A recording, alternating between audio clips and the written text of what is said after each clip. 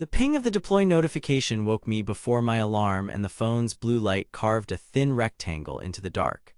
My name is Marcus Hale, 36, senior backend engineer, and the person responsible for building the payment reconciliation service from the ground up over the last 4 years. I watched the dashboard render the new feature I had written go live, and then, like a crooked signature across a deed, someone else's name glowed where mine should have been. The shock hit me so physically I thought for a moment my ribs had caved in. I lay there in the quiet of my bedroom listening to the house breathe. The radiator thunked softly, the city beyond the blackout curtains hummed like a distant machine, and my phone kept the small, accusing light. On the screen, the commit title looked innocuous, just a few words about a refactor, but the author line was wrong. My mouth tasted of stale coffee from yesterday and a late-night sandwich. The ordinary palette of my life had suddenly become a museum of proofs I did not own. I felt my chest tighten, fingers clenching on the duvet, as if by gripping something hard I might stop the feeling from spreading. For years my days had fit into a steady, necessary rhythm.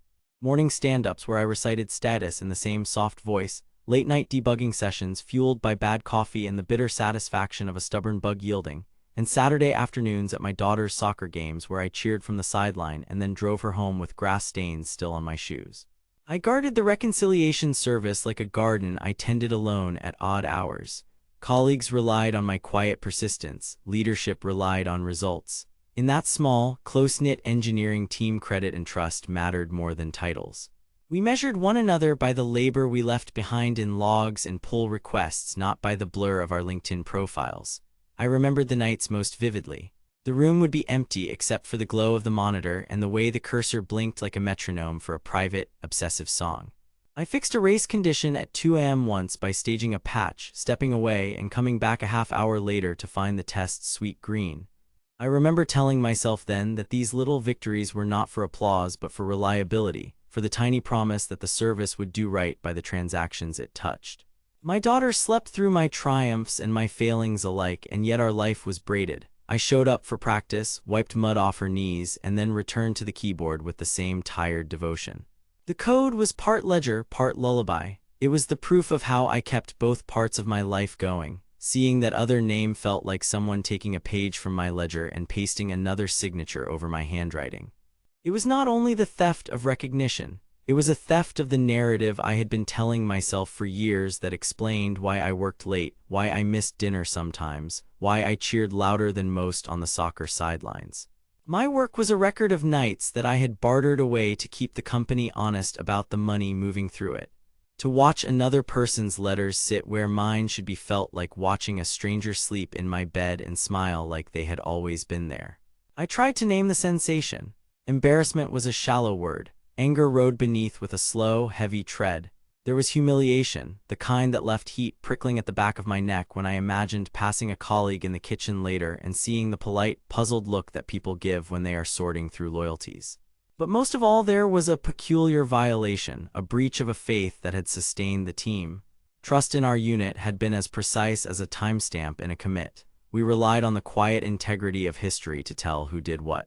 If that history could be rewritten, then the ground beneath what I loved had been quietly dug out. The apartment was still, and I stayed where I was, phone balanced on my thigh like a small animal. I did not wake my daughter. Her breathing was steady in the next room, and her small body was the one thing I refused to let this unmooring touch. Outside, the city began to exchange night for the thin blue of early morning. Inside, I kept replaying the evening I had pushed the refactor, the keys clicking in a pattern that felt like confession. My mind moved through that night in detail, as if by reconstructing each keystroke I might conjure a simple explanation. A sloppy merge, an honest mistake, a misattributed author. But the image of someone else's name on my work did not fit any easy explanation. It felt deliberate and intimate. I sat there until the sun crept up and the world around me washed into enough light to make decisions visible, and I realized that whatever I chose to do next would have to contend with the fact that a record I had trusted had betrayed me first. The first thing I did after the shock of the dashboard was not to rage or to sprint into the office. I opened the repo and scrolled the commit history like someone trying to read a forgery under a magnifying glass. The refactor I remembered pushing at 11:42 p.m. showed up in the timeline, but the author line read a username I barely knew, the intern. a kid who had been shadowing us for a summer rotation. At first I tried every excuse my mind could muster. The UI was broken, the dashboard was caching wrong, someone had rebased and the view was skewed. But the Git metadata was a ledger and it doesn't lie unless someone has deliberately rewritten it. There were the telltale fingerprints, author fields that had been amended, committer dates that didn't match the original author timestamps, and a force bush that appeared in the logs with a distinct machine ID. Someone had changed the author metadata, amended commits, and pushed. It was not sloppy semantics, it was a surgical rewrite. Worse, the push contained an approval string. An email thread pinned in the release notes where a manager I had once trusted, someone who'd named me as his go-to for tricky payment edge cases, signed off. His signature was a succinct LGTM and an approving emoji, and below that was the intern's username as the credited author. It was a tidy little story, folded and stapled into the public record. You imagine what it feels like to discover a theft and finding the thief sitting at the table eating the dessert. Then you realize the table is the whole social space you built for yourself. News in a small team is osmotic. Within a day, the kitchen hummed differently, voices lowered to halves, coffee breaks shortened, muffins left half-eaten. Rumors don't need a central nervous system. They flow along cubicle walls and through the teeth of polite small talk. I heard my name paired with the interns in whispers that were too loud. People I had mentored suddenly found reasons to be heads down in their own world when I approached. Gratitude was exchanged in clipped sentences. Trust recalibrated itself in real time, and I felt my part of the map shrink. HR's call came like a polite summons to the principal's office. A clarification, the HR rep said over chat, a phrase that sounded innocuous until you said it again and felt the blade. I sat in the small meeting room with the frosted glass, the stale corporate water, and one of the managers across from me. I expected indignation, or at least a proper forum where the work could be examined in context. Instead, I was given a single sheet of release notes with the refactor highlighted, and the question that followed was gentle in tone and terminal in effect. Can you clarify your role in this change? They reduced my 4 years, the nights I had kept, the race conditions I had caged, to a single line on a timeline. They wanted my explanation as if I were an author of a claim and they merely needed a footnote. There was a panel of faces that belonged to procedure, HR neutral, manager measured, another engineer watching the clock. The room smelled faintly of sanitizer and policy. We just want to make sure the credits are accurate, the manager said, as if accuracy could be measured without understanding tampering. My answers came out crisp and lean. I recited commit hashes, timestamps, and the sequence of changes. I pointed out anomalies. I felt ridiculous naming the obvious, like shouting fire in a theater and being asked to describe the exact shade of smoke. What was worse than the clinicalness of their process was the implicit possibility they were weighing. Maybe I was remembering wrongly. Memory is malleable in the presence of official documentation, and I watched their faces take on an expression I recognized too well, the one reserved for people who had to consider consequences, budgets, reputations. I tried to sketch the nights I'd spent carrying this service, the tests that had finally passed at dawn, the bug that had evaded us for weeks, but words, even when earnest, are featherweight next to a neat line in a changelog that tells a prettier story. Outside the meeting, the office atmosphere had a new grain. I caught an engineer in the hallway who used to bounce ideas with me. His eye contact flickered and the sentence he started died in his throat. Someone else made a joke about startup hustle that landed on the wrong side of taste and then tried to smooth it away with a smile. I began to notice patterns, the polite nods that shortened into perfunctory head dips, the avoidance of the word we when our team was credited for the payment work. People who had been allies were suddenly hesitant. Not openly hostile, there were no raised voices, just the small, corrosive distance of people who were choosing a side by not choosing one at all. Humiliation is a strange animal. It doesn't roar, it creeps into your spine and reroutes everything. I felt exposed in rooms that used to be mine, as if I had turned up with my shirt inside out and everyone had decided to look right through me to spare me the embarrassment. Anger sat alongside that humiliation like a second heartbeat, hot, tight, and patient. It wasn't the immediate, loud fury that makes headlines. It was the slow, dangerous kind that calculated advantage and knew how to wait. I told myself not to let it show. Fury played into the narrative they were already drafting. If they saw me collapse or explode, they'd fit those emotions into whatever story absolved the new author. At night, when the office emptied and the city buzz thinned out, I found myself replaying conversations I'd had with that manager. There was the time he stayed late to help me wrestle a flaky production bug, the morning coffee he bought when my daughter had the flu. Those moments had felt like the scaffolding of a professional alliance. Now they felt like the setting of a trap, betrayal lodged in me as a cold, precise thing. I was furious and humiliated and quietly more dangerous than I let anyone see. I slept in fits for 2 nights, waking to the glow of my phone and the same dashboard that had started this.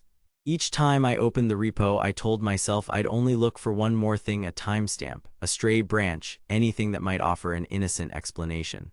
Each time the ledger in front of me closed that possibility like a judge's gavel, the pattern stopped feeling like coincidence and started to look like intention. Git is a ruthless archivist. It doesn't care about reputations, office politics, or the stories people tell over catered lunches. It records authors and commit dates, the email addresses tied to those commits, and the machine IDs that pushed them. The committer and author fields were a map, the reflog a chain of custody. There were gaps where the history had been rewritten, author lines amended to a different username, committer dates that had been shifted forward, and a distinct force push that tagged the moment someone chose to overwrite what had been true. That force push had a machine ID. The same machine ID appeared again a day later on a routine docs update.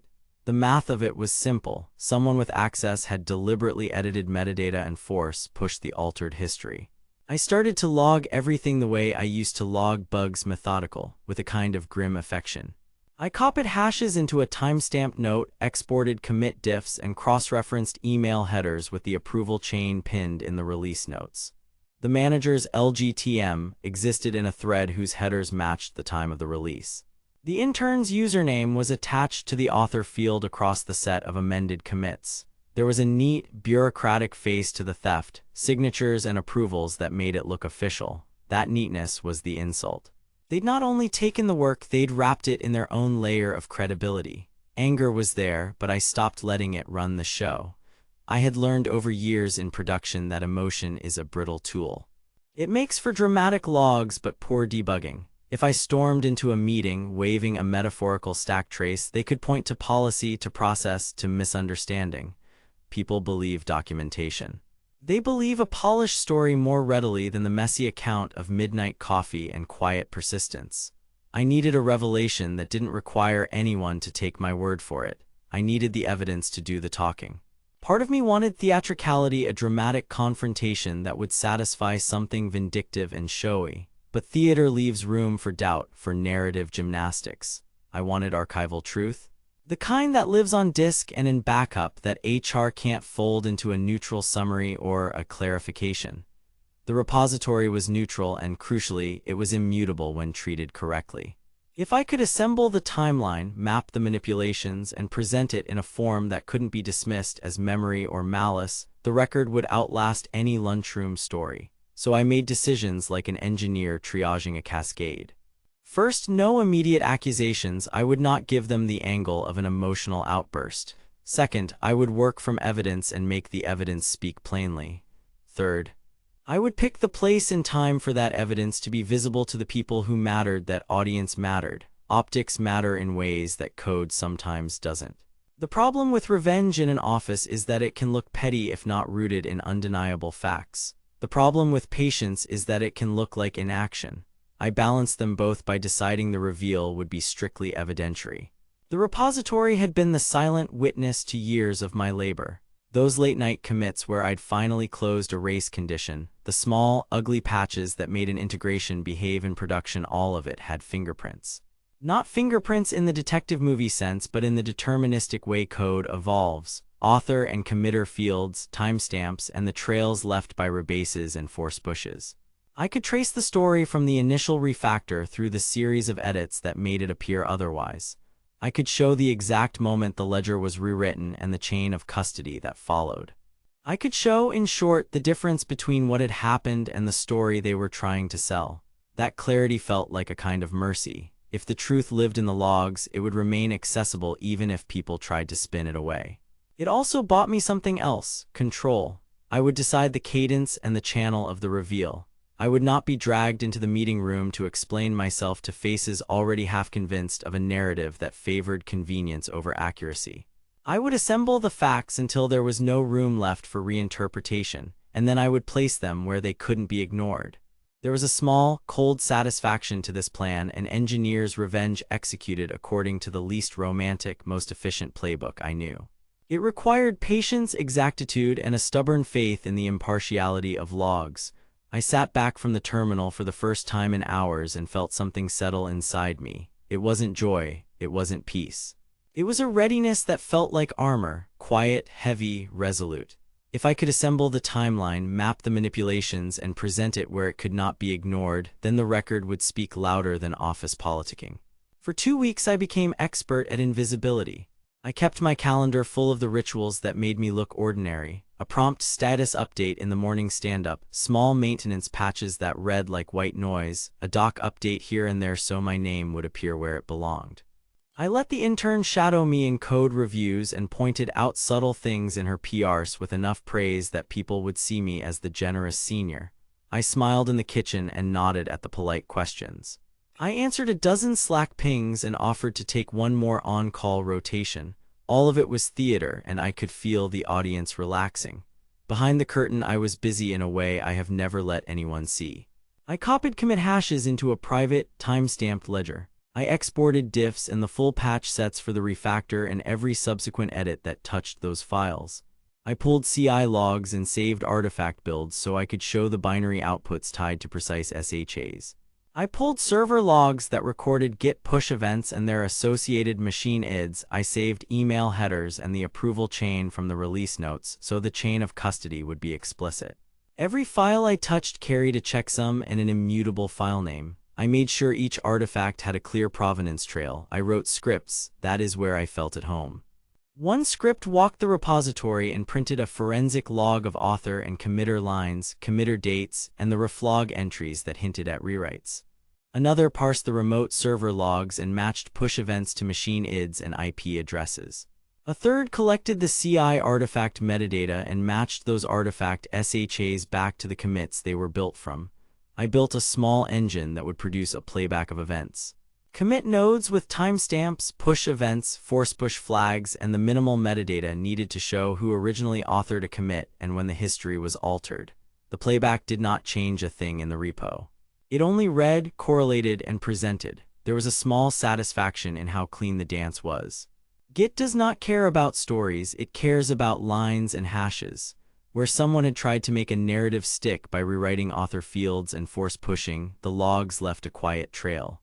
The reflog remembers steps even when the branch moves. The machine that pushed the altered history left an IP and a key that matched other innocuous pushes. The email headers from the approval thread matched the manager who had clicked a button. That bureaucratic neatness they had wrapped around the theft only made my job easier. I rehearsed explanations in my head the way I used to rehearse a tricky architectural presentation. Concisely, with diagrams and with the evidence first. The goal was not to humiliate. The goal was to close a discrepancy and restore an accurate record. I knew how meetings could bend toward sympathy or skepticism, and I wanted the meeting to be rooted in immutable facts. So I prepared the least theatrical demonstration I could imagine. A series of side-by-side comparisons showing the content of a commit next to the author metadata the release notes displayed.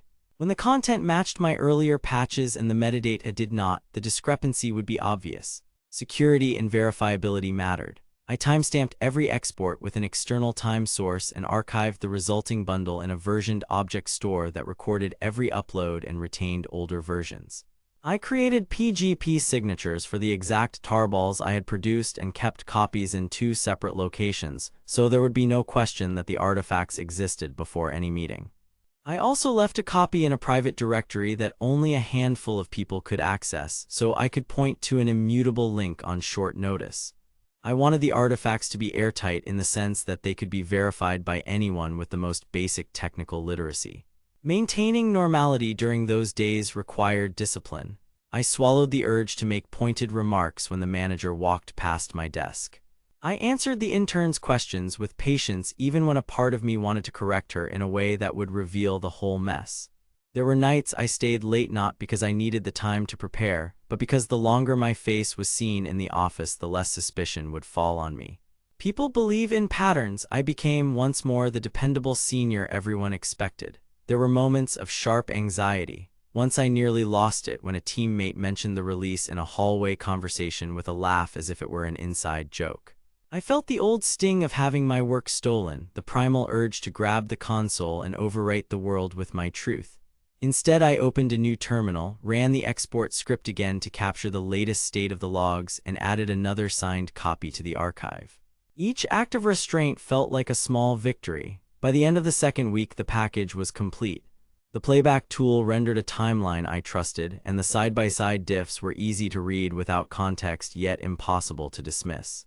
The CI artifacts and server logs traced the machine ID back to a laptop that had been used to push the altered history. The release thread matched the manager who had approved it. Everything was timestamped and verifiable. I felt the odd combination of exhaustion and clarity that comes after long, precise work. I had built my case with the same care I had built the reconciliation service. It was spare, utilitarian, and meant to do one thing cleanly. Show the truth. I sat back from the terminal, watched the playback run from start to finish, and felt the armor of readiness settle on me. The setup was silent. The timing was not yet decided. But when the moment came, I would not need to raise my voice. The logs would speak, and whoever listened would have to reckon with what they showed. On the morning of the monthly all-hands, I felt a stubborn calm that surprised me. I uploaded the playback bundle to the internal documentation server, copied the immutable link into my clipboard, and then in the leadership channel I posted a short, deliberately sterile message. Reconciliation service history audit, followed by the link. I watched the message sit among a few other updates like a pebble dropped into a pond. My heart did not race the way I had expected. It felt more like a trapped animal exhaling a long-held breath. The all-hands began like all all-hands do, a handful of metric slides, a CEO joke that landed better than it deserved, a product roadmap that made people nod politely. I sat in my usual spot against the back wall where my face would not be obvious on camera. I kept my hands folded on my lap so nothing would twitch or betray me.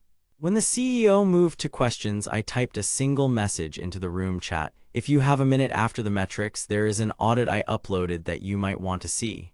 The chat raised a couple of thumbs. The stream captured everything. The CEO clicked the link. The timeline opened full screen and the room changed shape around it. My script had rendered each commit as a node with timestamp, author, and committer lines, a small flag noting any altered history, and a highlight for the exact reflog entry where the rewrite occurred.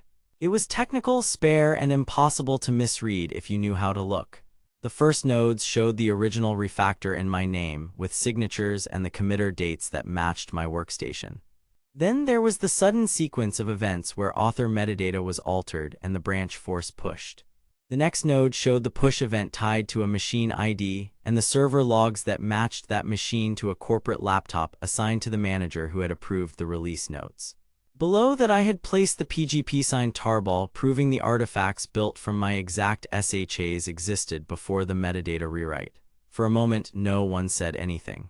The audio from the stream carried the soft hum of a conference room and the clicking of a pen. I could feel the room breathe in, as if taking stock. The CEO leaned forward, fingers steepled, and the live feed zoomed on the part of the timeline where the change had been made. Someone in it had the presence of mind to pull up the same server logs on a second screen. Lines that had been meaningless to most of the company read like a confession when aligned. IP addresses, push timestamps, a signed approval thread with the manager's email header. I watched faces tighten. Questions came in quick and sharp, the banter replaced by the professional incredulity of people who had been taught to rely on records. "Who authored this timeline?" asked the CTO in a low voice. I let the silence stand for a second, then said plainly, "I did. I archived the artifacts and signed them. You can verify the checksums." That was true, and it landed. The manager who had once been my ally shifted in his seat like someone suddenly aware that the stage lights had been turned up on him. He tried to reach for a tone that conveyed surprise, maybe even confusion, but the evidence had already done the work of negating his script. "There must be a misunderstanding," he said, a phrase now hollow. The CEO clicked forward to a view of the commit diff side by side with the author metadata the release notes had displayed. The code on the left was unmistakably mine, with the same indentation style and the same comment I had always put in as a marker. On the right sat the manufactured name. The intern, who had been on camera in the front row of the office, went nearly white. She held a coffee cup with both hands as if it could anchor her. I had built the narrative in my head for how this might feel for her. She had been told, I later learned, to accept a credit as part of streamlining the release. She had obeyed and then been placed under a burden that was never hers to carry. Now she looked small and confused and suddenly very much human to the people who had only known her as a username in the release notes. HR came alive in the chat. Someone from legal asked for the signed bundle. The security team pinged the manager's machine ID and confirmed it matched other push events that had been innocuous but now framed differently. The CEO asked the manager directly, "Did you authorize this change to authorship?" And the manager's answer came out as staccato denials that collided with the evidence in the room. There was no point at which the manager could conjure an alternate record. The logs were immutable in a way that words were not. You would think I would feel triumphant at that point, a cinematic exhale of vindication. Instead, I felt a curious combination of relief and hollowness. I had planned for every technical objection, anticipated every procedural defense, and yet watching people you have shared coffee and deadlines with process that information felt oddly clinical. Colleagues I had trusted looked at the screen with the same reflective silence. A couple of them turned to me with something like apology and something else I could not name. My throat was dry, my hands stayed folded. The audio in the room picked up a phone vibrating, a tray sliding, the soft clearing of a throat. Someone whispered a reply in the chat that read like a verdict: "We will pause the release notes. HR is opening an investigation." That line landed hard, and then the scramble began. The manager fumbled for his laptop. The intern shrank into her seat. The CEO toggled off the slide deck and said there would be a brief recess while the leadership team consulted. I sat there while other people stood and moved and talked, and I felt the perimeter of quiet settle back over me. The playback on the projector held the last frame where my evidence ended and the altered metadata began. The truth was on the screen, honest and technical and boring in the most damning way. The room hollowed around it, listening to the aftersound of accountability. The silence that followed carried the weight of consequence. The days after the all-hands felt like moving through water. HR interviews pulled at the edges of my work, security combed through access logs and laptops, and the manager who had been so eager to smooth over conflict was suddenly absent from the office. He was placed on administrative leave the next morning. People who had been willing to follow his lead rearranged their calendars. The rumor mill spun for a few hours, then wound down as the company treated the investigation like a wound that needed careful cleaning. A week later, he handed in his resignation. It read like an anticlimax, a polite email with gratitude for opportunities and best wishes, but it closed the chapter that I had not wanted to write. The intern received a formal admonition in her file which felt both necessary and insufficient. HR wanted to document the misuse of her name and the deception, but I had no interest in seeing someone young hang under the weight of someone else's choices. I asked to meet with her privately. We sat in a small conference room that smelled faintly of lemon cleaner, and the day outside the window looked ordinary. I walked her through the timeline myself, slow, the way you explain a map to someone lost. I showed her the diffs, the signatures, the logs, and how they fit together like a series of placed tiles. She listened, sometimes nodding, sometimes looking away at some point only she could see. When I finished, she asked, voice small, "Why would he make me do it?" I did not have a tidy answer. I told her people make poor choices when they see a faster path to a goal than the one that was honest. I told her she had been used and that used people are not disposable. Later, I made sure she had a path out of being a scapegoat, introductions to other teams, a mentor in design, and a note in her file that the error had been coerced.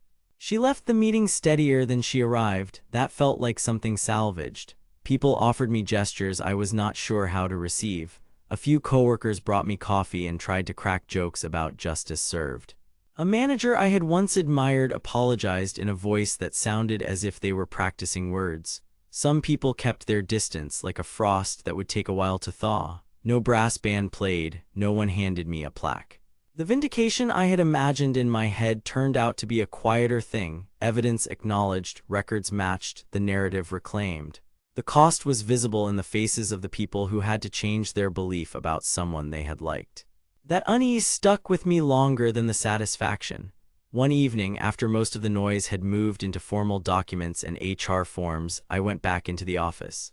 The lights were low and the cleaning crew had already left, but the monitors still glowed faintly on a few desks. I sat at my station and let the exhaustion settle into my bones. I picked up a framed photo of my daughter at a soccer game, the grass blurred, her grin sharp and full of a future that had not yet learned the politics of grown-up things. I unplugged the monitor and placed it gently into a box with my notebooks, the same notebooks that had saved me in nights of debugging and served as little markers of persistence. I cleared drawers, tossed away food wrappers, and folded shirts that had become part of a uniform. The motions were small and ordinary. As I worked, a strange calm moved through me. Vindication had arrived, but so had depletion. I had used up a certain reserve of patience and faith. What remained was steady and quieter. What the company lost was the illusion that credit could be faked and endure. What I learned was sharper and more bitter. Records are powerful because they are indifferent. They do not comfort you when colleagues turn away or repair the small fractures of friendship. They do not fix the weary feeling of being proven right by a trail of timestamps. But they do anchor the work. My revenge, if it can be called that, did not restore every wounded trust. Some friendships were altered in ways I could not reconstruct. The manager's departure closed one door and opened others that smelled of suspicion. People watched their steps differently. I watched mine. In the weeks that followed, I returned to the routines that had steadied me before any of this started. Stand-ups came back to their steady rhythm. Late-night debugging sessions resumed, the cheap coffee bitter as ever. I kept a tighter archive of my commits and started signing certain artifacts in ways that would make manipulation harder. Leadership asked me to help design a better process for recording authorship and approvals across projects. I agreed, more out of the need to make the future less messy than out of any desire for visibility. My daughter's weekend games became brighter anchors. When I sat in the stands, I found myself looking at the field with new clarity, unable to separate the simple, honest work from the affordances that had been so easily abused. In the end, truth returned to the work. That was the thing I had wanted all along. The ledger that had been stolen was back where it belonged. It did not erase the fatigue or the cost. It did not make apologies more sincere or replace the time lost to suspicion, but it did make the record right. I kept the copy of the timeline on an encrypted drive, not out of bitterness but out of practical habit, and when I logged into the repository, the familiar patterns felt less fragile. The work had my name again, and that small restoration felt like a door closed properly. I left the office that night carrying my box of things, the lights buzzing behind me, and for the first time in a long while I noticed the sky, clear and ordinary like a page ready for honest writing.